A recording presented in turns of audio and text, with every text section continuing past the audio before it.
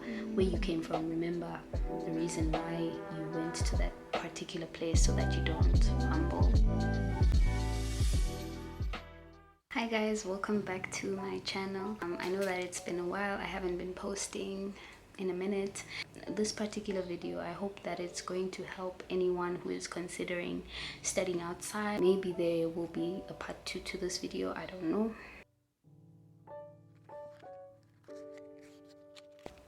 Pro number 1, studying outside your home country gives you a lot of exposure.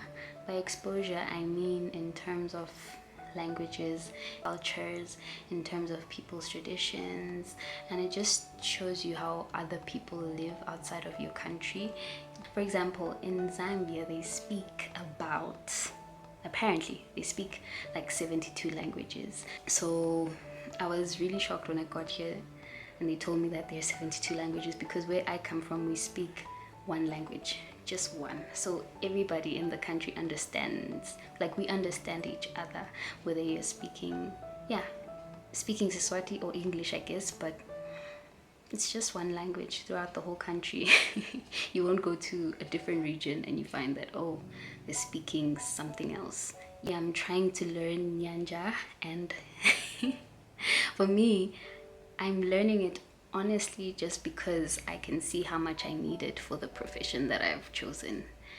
I need it, like it's a must for me to at least know some. Would be studying outside of your home country helps you to grow as a person. Don't get me wrong, I'm not saying if you are in Swaziland you do not grow. No, that's not what I mean. I just mean it helps you to see who you really are, I guess, from interacting with people who are not from the same country as you.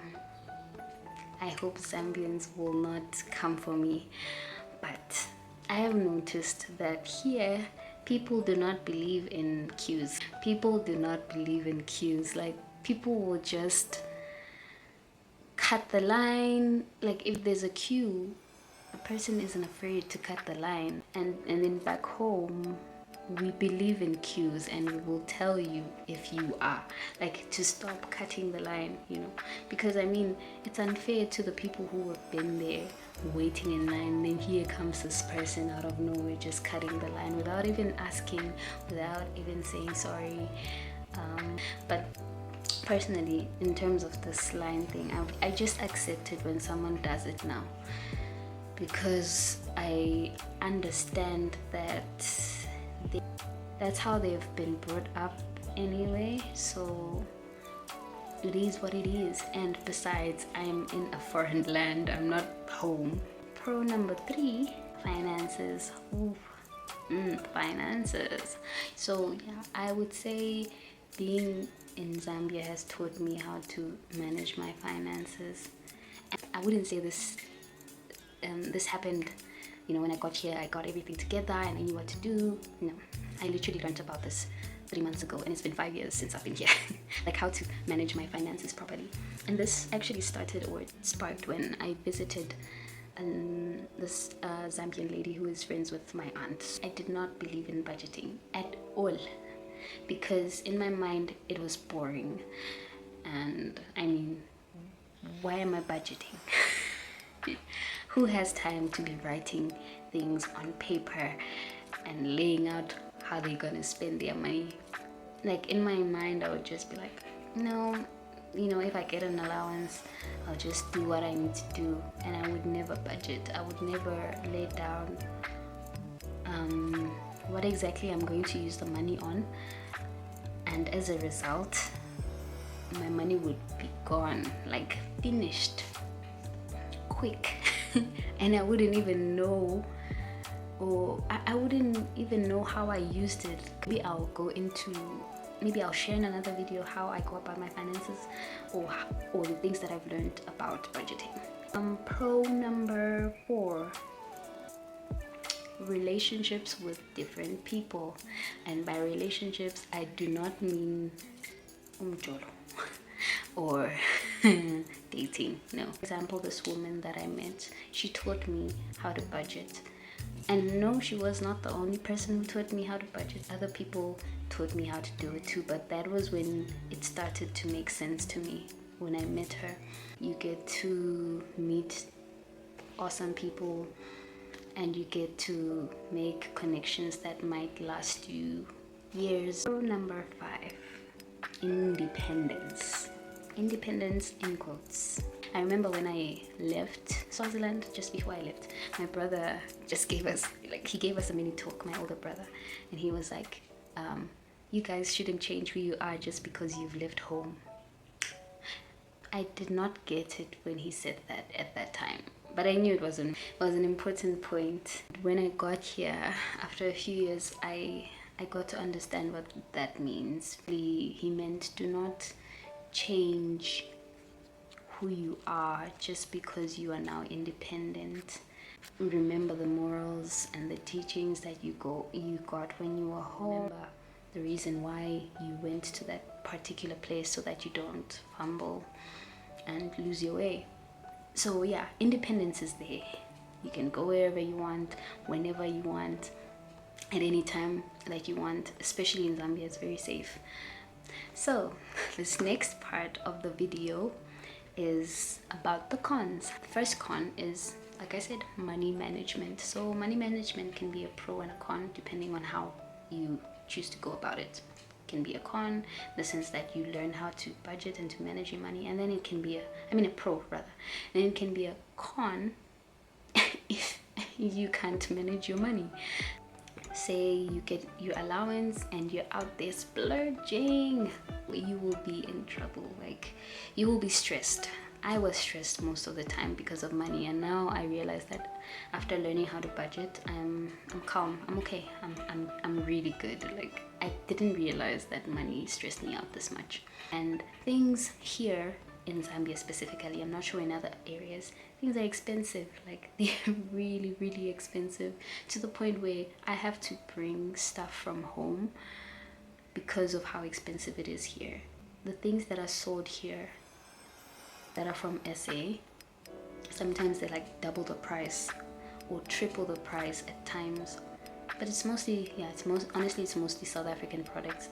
And the thing is, personally, I choose to buy the South African products because I'm used to them. The second con is the fact that you're away from home. I mean, you're obviously gonna miss your family. Yeah, I miss my family a lot. A lot. I haven't seen them since last year, June.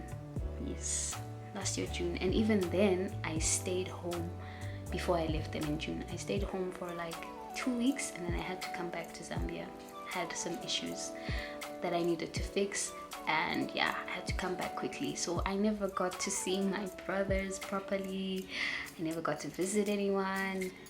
It was just a mess. Unless, of course, you're trying to escape from them because of toxicity.